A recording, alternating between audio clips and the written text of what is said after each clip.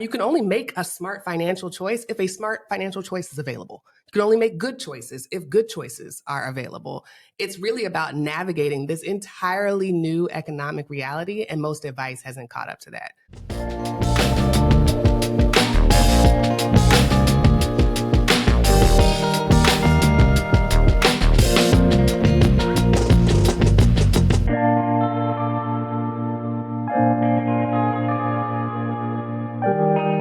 Welcome to the Rich and Regular podcast, where we explore life at the intersection of money. I'm Julian. And I'm Kirsten. And today we're talking about Gen Z. We're talking about why financial advice for them is so terrible and what we tell them instead. Okay. But first, I want to give a shout out to Joni. It could be Joni Al or Joni AI because it's in all caps. But Joni left a 5-star review on Apple Podcasts saying, rich and regular and relatable. The review says, I love listening to this podcast because of the conversation they create between my husband and I. I love how they apply personal finances to everyday life without making it feel like we're talking about finances per se. Okay. And that's really it. That's really it. Because every time you are talking about everyday life, you are also talking about money. Like Yes. that is the unfortunate circumstances I don't think it's of unfortunate. late stage capitalism. It is, because some things don't require money to be part of the conversation, but it's so ubiquitous at this point. Like you can't talk about love, romance, having children, going to church. Yeah. No, I think I'm coming from a standpoint of like that being one of my earliest observations, which is what helped me to envision myself as a voice in the personal finance space, because I realized that many of the conversations that I was having with people about life in general, that there was a financial implication to it. Yeah. And I was like, we're actually talking about money, right? Like you didn't sign up to do that, but like whether it's the trouble that you're having in your relationship or how much you hate your job, like every single one of these things, which dominated the conversation with a lot of my friends and family, has something to do with money. And so I was like, all right, well, there's something there. Let's talk about it. Yeah. But I'm glad we're doing that for Joni and her husband. And her boo. All right. All right. So a couple of reasons we're talking about Gen Z today. One is we're preparing for a speaking engagement at a high school in a couple of weeks. And we'll be talking to teenagers, and they gave us free range to come up with whatever we wanted to talk about. Some of us take that a little literally, like, you shouldn't give me a microphone. Yeah, let's talk about severance. Let's talk about... Let me tell you what's going on wrong with the world. I know. But I was really excited about it because typically, we get instructions or at least a framework of what people want us to talk about, whether it's investing or saving. And this school is just like, whatever's top of mind, which is cool. I mean, I'm not taking it literally, but, I know. we will certainly... obviously it'll be about money. Yeah, we'll guide them. It'll be fine. I'm not saying it like that. But, I'm really looking forward to it. And it was also helpful. I've never been to that part of the country. I've been on the other side. Sometimes I forget how, in the Northeast, because I'm from New York. It's like, man, you could be in Philly, you go 45 minutes left, you're in New Jersey. You go another hour, you in another state. Yeah. So it's it's cool. It's going to be cool to be in that area, in that part of the country. Well, the other reason I wanted to talk about this is because culturally we're starting to question the value of grouping people by generations and just classifying you based on being born in the same years as other people. And there's a lot of reasons for that, because there's so much change happening that if you were born in 2000 versus 2015, you have a totally different experience growing up. And so at this point, money is one of the only values that groups of generations have in common, at least in America. Like money shows up on every survey, regardless of whether you're a boomer, a Gen Xer, or a Gen Zer. But I just read this Axios article, and it was eye-opening because it said the average American thinks a salary of $270,000 a year qualifies them as financially successful, which only 1% of Americans make $270,000 a year, to be clear. Yeah. But for Gen Z, that figure is nearly $600,000, roughly 3 to 6 times what any other age group said they would need, and almost 9 times the average U.S. salary. I don't know why you're quoting this article. That's ridiculous. Every year there are these kinds of articles that pop up. I think they are designed to have exactly this kind of reaction. It's like, that's crazy. That's absolutely ridiculous. No wonder everyone's so upset. And I think in some cases it's real. Like if we're talking about New York City or San Francisco, some of these extremely high cost of living places. I think I don't know the data, but like that's so much higher than what I remember. And you know what? I could be a little bit Well, this wrong is here. around perception. Yeah, Yeah. You ain't had to go to school in I 20 really years. haven't. I Like really you haven't. got one kid, not three. And I was out, true. And I was out and done by the time, you know, the student loan debt crisis really kind of took off. I dealt with a completely different set of issues. What I'm more thrown off by is just like just Gen Z as a whole. So I know I'm getting up there. You know, like even aside from like famous actors and celebrities that are passed away, it's like, oh my gosh, like that was an important part of my childhood. Like this person's gone. Gen Z, just to be specific and to set the context, we're talking about people as of 2025 who are ages 12 to 27. So they were born between 1997 and 2012. Mhm. Both of those years mean something to me. I graduated from high school in 1998. Okay. Old. So I'm like, my Lord. They were children that were Yeah, born they were in the right womb. around that time. Yeah. And I was already finishing up with high school. 2012, that's when we met. Yeah. My goodness. There were people that were born. Yeah. Well, yeah, I've known you way too long. That ain't got nothing to do with nothing, but. And we don't mention this, but they're the most multicultural generation ever. Oh, like I'm sure. They are not majority white. I'm like sure. They are all kinds of mixes. Yeah, we've seen what they call it, the browning of the United States. It's more than that. It's just the Beijing at this point. It's just, you know, the mixing, you know, the true, like real fine, you know, before it was a melting pot, now it's just a fondue.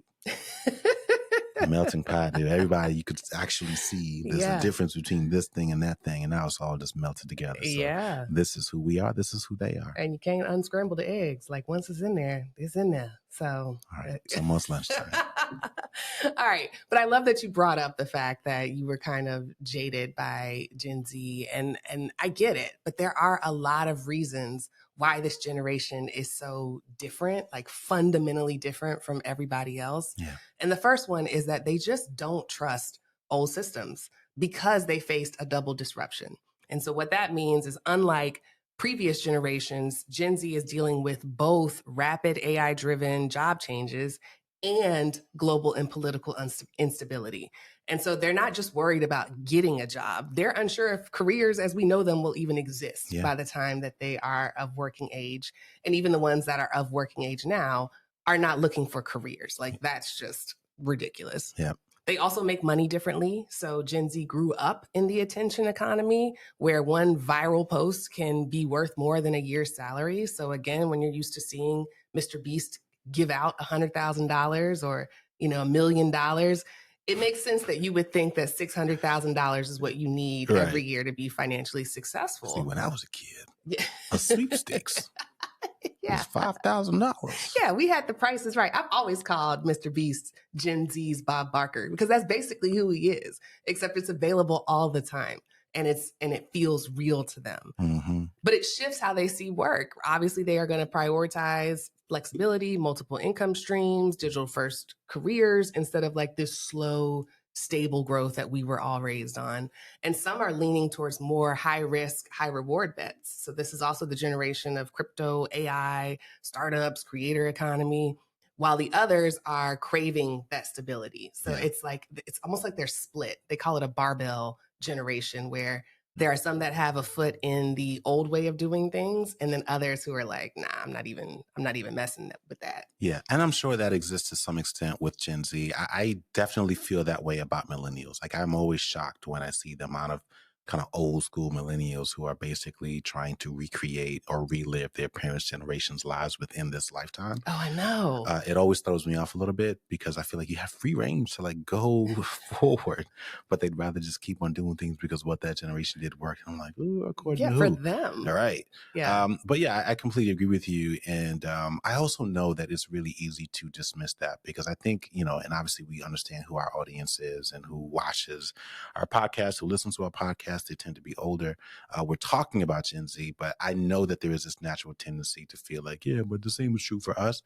And I really want everyone out there to kind of put that aside a little bit and just take and beat and just like give credit to what's different about this generation. Like take everything that you understand to be true about all the things that are new, that's happening, everything that Kirsten just listed, and be like, now imagine if that's how you were raised. Like that, like my version of that was so much slower.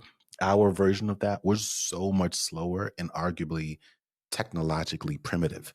You know what I mean? Correct. Compared to what this generation's normal is. And so you Exactly. have to think about, I believe, the level of joy and like the desire or just expectation for immediacy that they have. Like, of course you would, because practically everything is at your fingertips. And if it's not at your fingertips, all you have to do is say it out loud with a wake word, and there's a device that will give you the answer that you're looking for. And so it's beyond just money. It's about the way that they learn, the way that they view the world.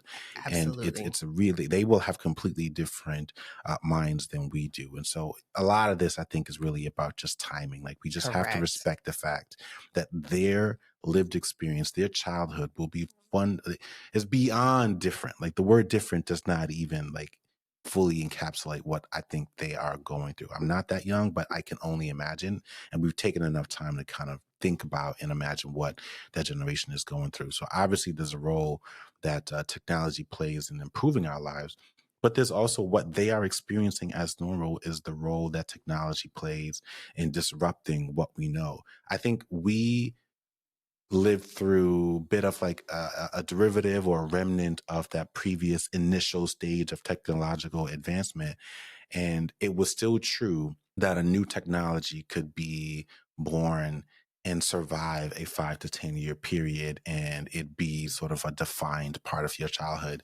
For this generation, that is a much shorter lifespan. Like, that's how fast things are popping up. It's like, yeah, it's here today, gone 2, 3 years from now. And it's just a part, a function of this entirely new system and way of doing things, which one makes it very expensive, for parents who have to sort of respond to these kinds of things. But it just makes life that much more complex. And I think it adds to the disconnect. And the downside to that is the effect that it has on jobs. As much as there are articles out there that try to convince us that AI is not here to take away your job, the reality is jobs will be lost and are being lost, especially now. And especially since this new administration has essentially set the role, set the model for being okay with that in the spirit of making progress. Damage left behind be damned. And so Hmm. all of that to say, I think what Gen Z is experiencing in part is relevant and not to be ignored. And again, boomers out there that are listening, you're going to say, well, what they're doing is the same version of what we had to deal with the Cold War, or they're doing drills because of school shootings and we did drills because of nuclear threats. And I was like, those are two fundamentally very different things. And Hmm. again, I would encourage you to talk to more people in education to talk about just how different, how much more anxious it is. First of all, just with that example alone, it never actually happened, Hmm. right? So don't talk to me about the drills that you went through and hiding under your desk because you weren't really sure what was going to. It never actually happened. Yeah. It has happened hundreds of times and it's actually getting worse. And Yes. so even me, we send our son to a public school. I am wildly self-conscious about that decision because like I truly, every time something happens, I realize like, oh my God, I actually send my son into these kinds of environments as much Hmm. as I say I love him. And it's like, oh my God, like I cannot believe that I do this, that we accept this, but that is the reality of what they're dealing with. And so whether we're talking about that, whether it's Gen X talking about, their version of the early stages of globalization and the rise of tech. Like, everyone has dealt with their form of disruption, but I just think that we should not add to the pylon or dismissiveness for the challenges that this unique generation is going through. And so that's part of Yeah. the reason why we wanted to have this, because all of those things have an impact on the way that they view careers and the way that they view money. Absolutely, because throughout all of those disruptions, we still had stable institutions. It still made sense to Correct. go to school every day because you Correct. had to go to school to go to college to get a job. Yeah. It makes sense to still accept that globalization was a thing, maybe sign up for study abroad or expand your Correct. horizons, There but was like there was still an easy button that you there could was still an do, and I pressed institution. them. I could press that button. This would differentiate me, and then I can go back out there and compete. Yeah. And now those things are like, yeah, but everybody's doing that. Yeah, but everybody's doing that. Or it What doesn't else can you do? exist. Or it doesn't exist anymore. Exactly. It's Yeah. a fundamentally different way of growing up. And the only thing that I can think about is the way that our son, treats civil rights. So he learned a lot about civil rights in the movement in school last month for Black History Month. And he came home and said, my teacher told me that anyone who is 70 years old or older experienced segregation. Yeah. So does that mean that Papa Blue and Joja, his grandparents, does that mean that they experienced segregation. And I was like, yeah, that's exactly what that means. Like, this was a time that's how they grew up. Yeah. They were separate. And his response was, wow, I feel bad for them. Like that's the extent of like what he knows about segregation, like state supported racism, Yeah. because he experiences such a different and less overt version of it. And, Yeah. he's 7.5, almost 8. So it's not like he's being called names on the way into school, but like racism still very much exists. Yeah. It's just different. And I think that's the way that Gen Z is going to look at careers and wealth building. Like it's still possible, but it's completely different from how y'all did it. Yeah. And so for them, wealth building isn't going to just be about making smart financial choices, which is how, most traditional financial advice is structured. For them, you can only make a smart financial choice if a smart financial choice is available. You can only make good choices if good choices are available. It's really about navigating this entirely new economic reality, and most advice hasn't caught up to that. Yeah. So I felt for today, as we set up our advice, we can start by just acknowledging what we got wrong or what we expected to be permanent, and then go into like, here's how we're advising our kids. Here's how I would advise a teenager or someone in their 20s. Yeah. And, there's plenty of data to support this. So don't at me, don't argue with me. You know what I mean? Yeah.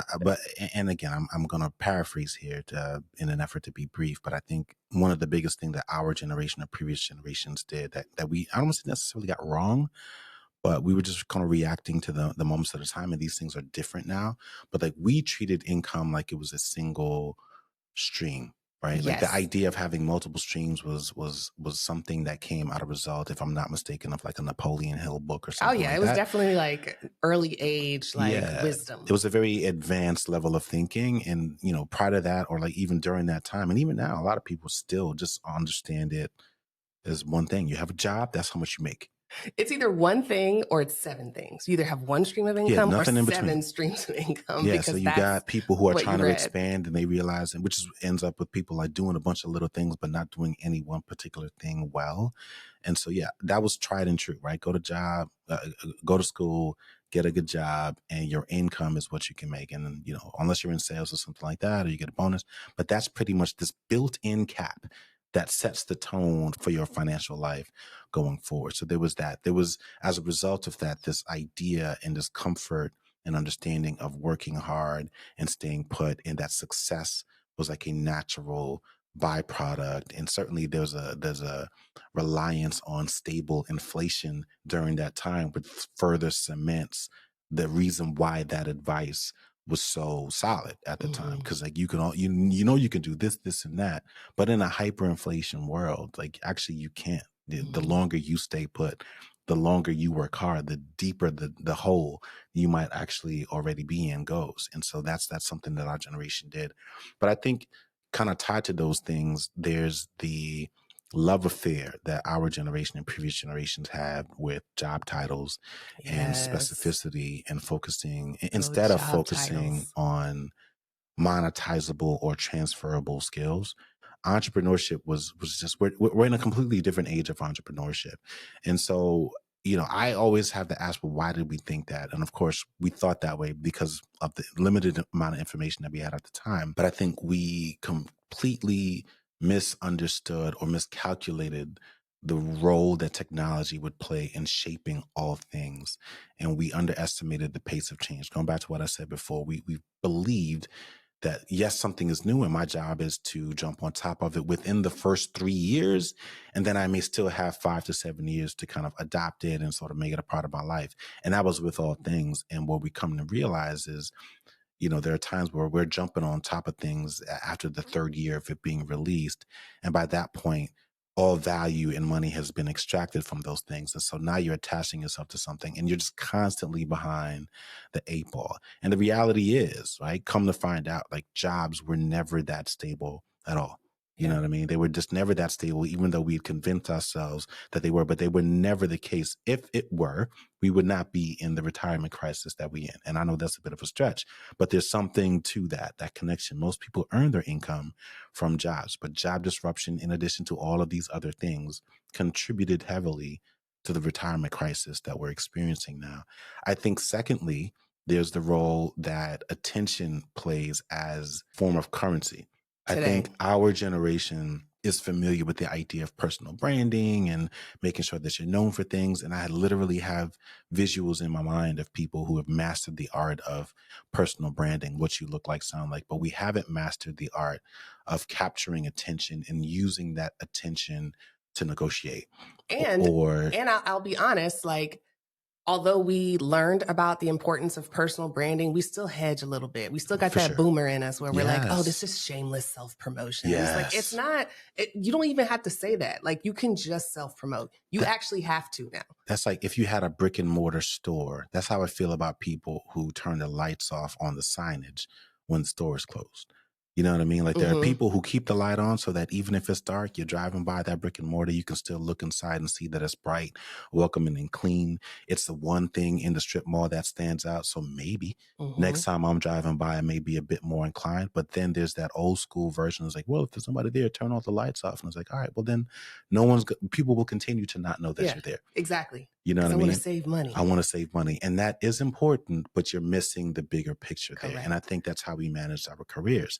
We, to your point, like we're just a little bit more conservative with Yeah. respect to how we promoted ourselves, Always whether it thrilled and was humbled. inside the business or outside of the business. And the people who promoted themselves were seen as gurus, Yes. sales gurus and marketing gurus. And it's Yeah. like, actually, everyone has to do this.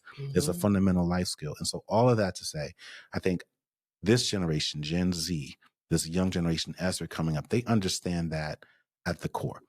And it is unfortunately leading to, some conflict, which, natural. It always happens. There's always going to be intergenerational conflict. But I think, all that to say that they are just living through a completely different world. Ideas like we wrote about in our book, whether it's like the ideas of financial independence or looking at your career as a bit of a 15-year project or sprint. I think that's not even going to be groundbreaking to them. That's just going to No. be like, oh, well, that's what I would do. It was like, oh, what did you guys call it? The 15-year career? Great. Whatever you want to Cashing out. call it. Yeah. That makes sense.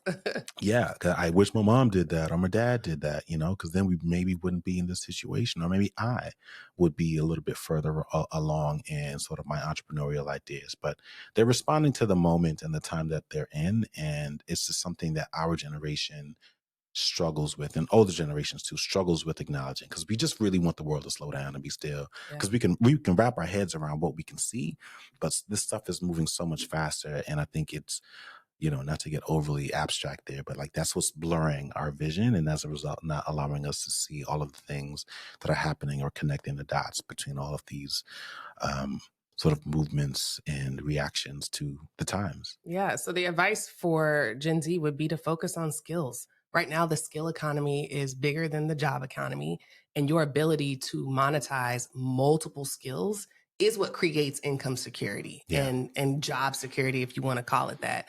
But if you can figure out how to get skills that are always in demand, and that's things like sales, coding, design, AI, content creation, marketing, all these things that our economy is actually like dependent on, then you can make money independently of an employer. Yeah. And that right there is going to be key for the next few years. It can certainly be a difference maker, because again, those things did not, that like the internet isn't just like this place where people communicate, like it's a marketplace, you know what I mean? And It's so the these marketplace. skills become things that allow you to compete, buy and sell within this marketplace. And you realize that you've got an entire generation of older Americans who are removed from that, and so they don't know how to help people compete. Instead, they're offering advice from their brick and mortar world Yeah. to this younger generation and saying, well, it's tried and true. And I say, no, it's tried and true in your world, but Correct. it's not relevant here. And I think that's part of the disconnect. Millennials and boomers, and I shouldn't say all millennials, but a lot of older people cannot wrap their head around that there are things that they look at that they think have zero value, but people are making millions of dollars doing that one. Absolutely. They don't see that as a skill.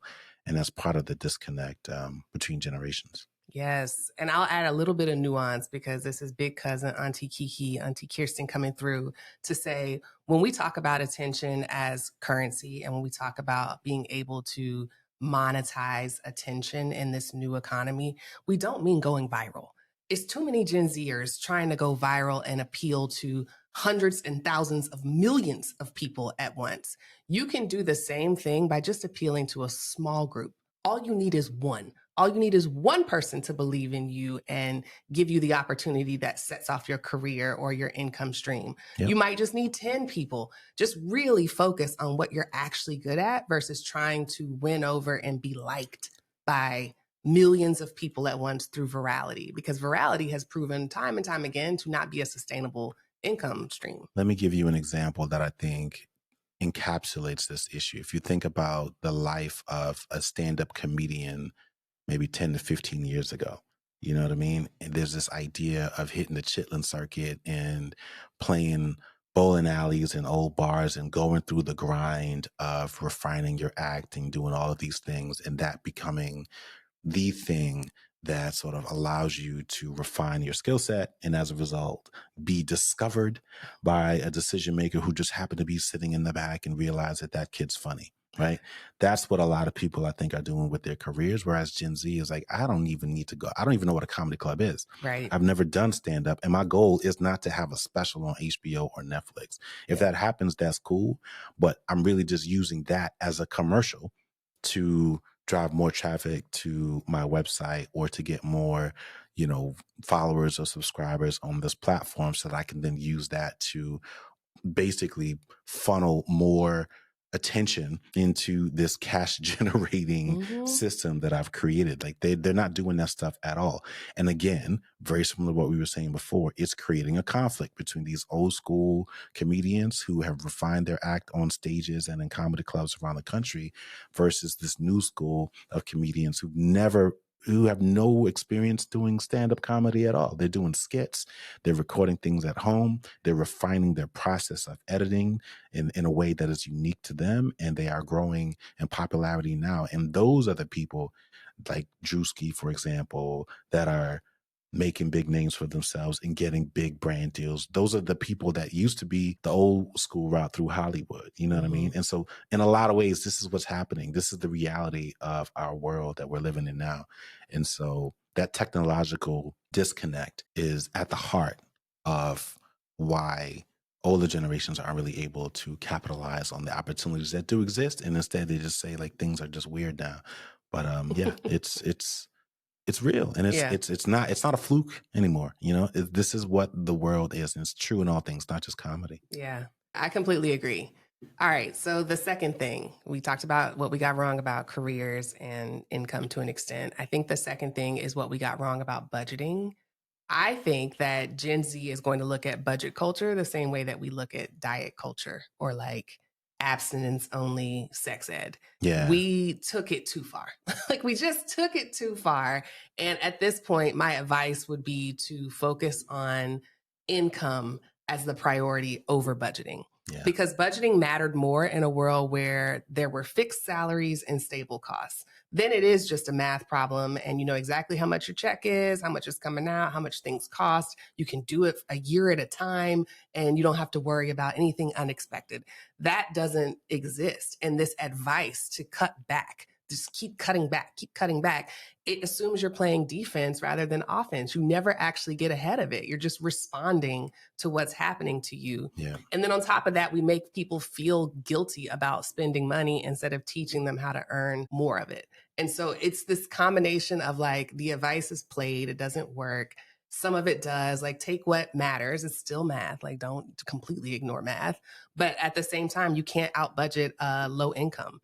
The cost of living is rising faster than salaries, and a $50,000 salary, no matter how well it's budgeted, is always going to limit you more than a $200,000 salary. Yeah. Those are just the facts.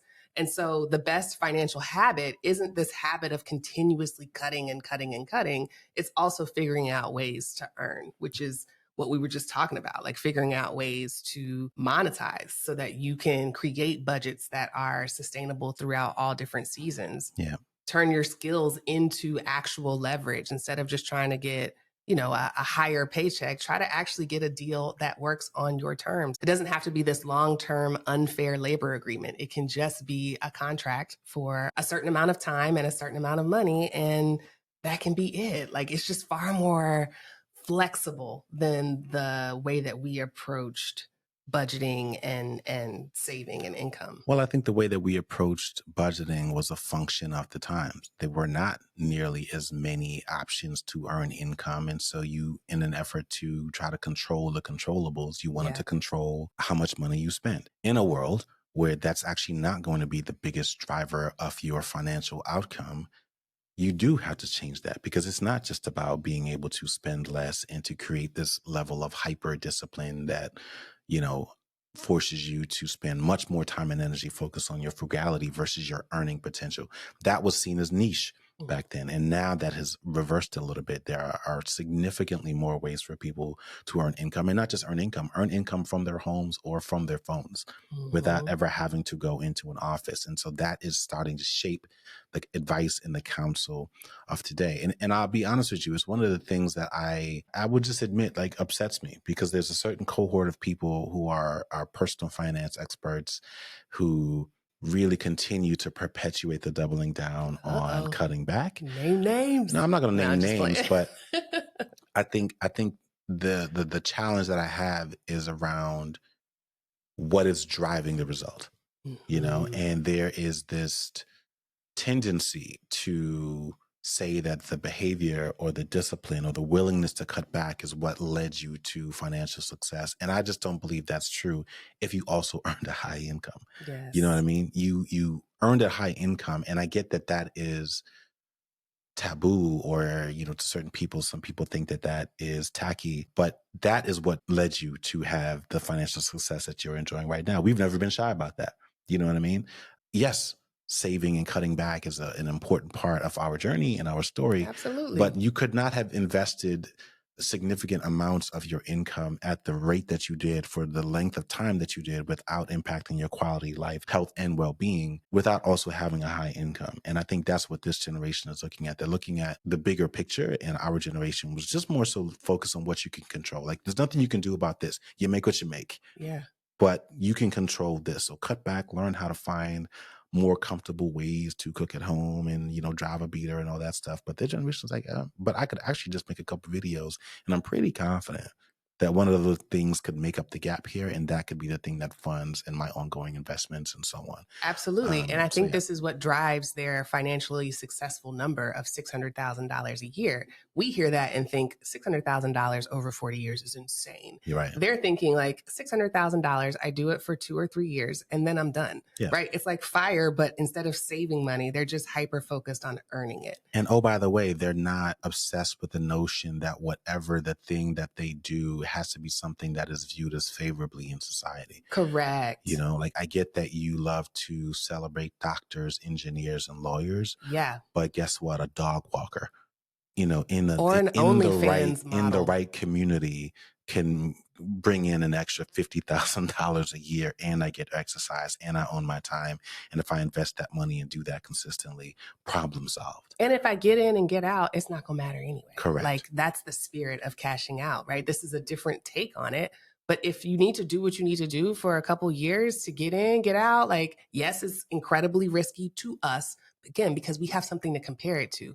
You cannot look at this generation and think that they have a before to compare it to. They have no nostalgic benchmark. No. This is just how it is. They were born in the years of Trump and crypto and virality and Mr. Beast. They don't have this like romantic notion of taking 40 years to earn $1 million. Like, Right. that doesn't make sense to them in Right. their, like, it just doesn't. It does to some of them. Let me not generalize, but for most of them, that's just not how you do it. Right. You buy a meme coin, or you do something stupid. You hawk Tua on national television, and then you get a podcast, whatever. Like, that's the way that you get successful. And then when it's done, it's done. And they're not worried about like, what about my reputation? Because they know everybody's doing something, a version of this, right? Exactly. Like, they just don't have that. Yeah, yeah. Well, along those lines, right? So we've been talking a lot about careers and income generating opportunities, but the question ultimately becomes, what do you do with that surplus income? And I think this is another one of the big differences between Gen Z and older generations. It's just the way that they view investing. Like, Oh, our yeah. generation, we viewed investing as a bit of a function of employment. You get a good job that offers you a 401k and has those things available, and then you are able to invest. And these are the things that you should do. And if you do that for 30, 40 years, you'll be able to retire at 65 or older, or if you're lucky, younger or something like that. This generation does not see it that way at all. And again, this is a function of the times that they live in. They're able to start investing now. Mm-hmm. They could have started investing yesterday or 5 years ago. You know what I mean? And that is a reality that they're not just dealing with in theory. There are live examples all over the internet of people who are doing this, telling you step by step. And so the way that they think about investing is fundamentally different. And that's why, in part, they are looking at their careers completely different. You know, they don't have very many success stories like we did of people who had a great pension to rely on, or, you know, played the Social Security game correctly. If They won't even anything, have government jobs. correct. Like Correct. that was the de facto advice. Get you a good government job and sit down. So the models of success that they have are vastly different from ours. And as a result, it's shaping the decisions that they make, the pace and the scheduling of when they start making certain decisions. So I think there are several things that should not have ever been connected to employment, case in point, healthcare. But the biggest problem is that it has led an entire generation of people to only believe that they are allowed to invest if and when they are gainfully employed, like not even just like baseline employed, but gainfully employed. Then I can start back investing. It's like and that's when you save for retirement and should be investing at all times. Yeah. And I think that is what this new generation understands. And again, it's a function of what's available, much more readily available for them that was not available for previous generations. And I think we miss that. We forget about how that would shape your own income earning opportunities. If you had as many opportunities to earn like they did, you wouldn't focus on cutting back nearly as much as you would. If you knew what you knew now, right? You would do the same thing. And I think that's part of the conversation that needs to be had. And hopefully this conversation, you know, between parent and son and or daughter or niece, nephew, whoever can help them do that. But like they have some huge advantages here, you know, like it's not just theory. They could start now and literally have more money in the bank by the time they hit 21 than their parents have in their entire retirement accounts. Absolutely. Well, because this is the thing about them, they don't think about retirement as this finish line that's waiting for us at 65. Right. You only think that way if you believe that you have to have a career for 40 years. And in a world of instantaneous everything, they're not trying to wait 40 years for a break. That sounds crazy. Yeah. Like it literally sounds insane. And they have no reason to believe that it works because of the retirement crisis, because of the way that they hear their parents or they see how miserable older people are, whether that's in Congress or elected office or just walking down the street. Like it's not something that they aspire to. Yep. And so the advice for them would be to do exactly what you just said, like use the technology to make investing early and often supernatural. Like they should be thinking about investing. You've used hygiene before as an example, like hygiene, like something you do, you wake up, you brush your teeth, you invest on a regular basis. And they should be thinking about it as if it's like some sort of tax, like no different than if you live in a state that has sales tax, you know, something extra added to every purchase.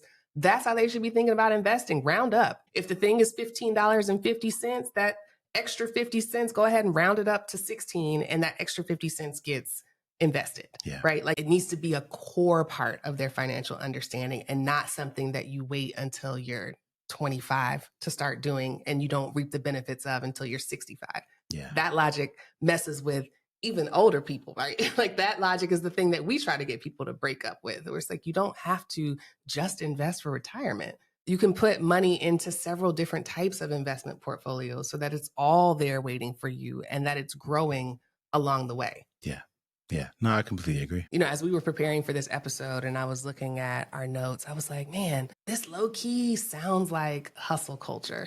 Like there's a lot of this that reminds me of some stuff that millennials tried to push away, like hustle culture. But then I thought about it and I was like, it's actually very different. If you can tune your ear to not just hear the parts about multiple streams of income and avoiding long-term employment, if you can ignore that part and just actually listen, it's very chess versus checkers. Like to me, hustle culture is more repetitive, it's reactive, it is like moving piece to piece, a lot of effort, kind of like job hopping, like hopping from job to job.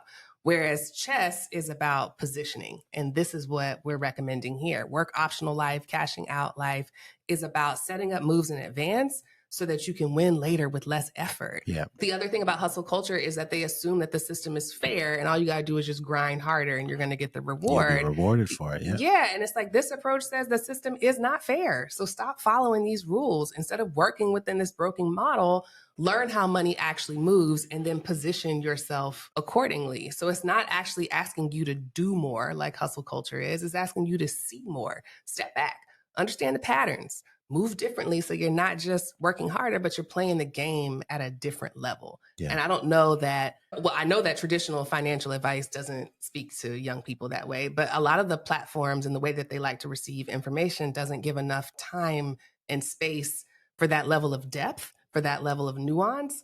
And so I'm hoping that like as they run through all of the short form, hacks and tactics, they'll eventually arrive here where it's like, this is about truly changing the way that you see the country that you live in.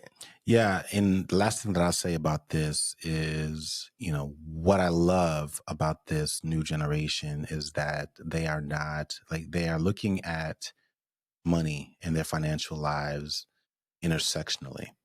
They're looking at how it impacts every aspect of their life. And we kind of opened this podcast episode with a similar tone, but I think this is something that this generation does really, really well. And primarily, and there's tons of data. I don't even need to quote anything or pull anything up, but like the importance that mental health plays for them is really, really of critical importance. Whereas our generation, to your point about our love affair with hustle culture and grind and our flawed beliefs in meritocracy as a result, sacrifice our bodies, our minds, our relationships, our health and well-being for money. And that was seen as admirable.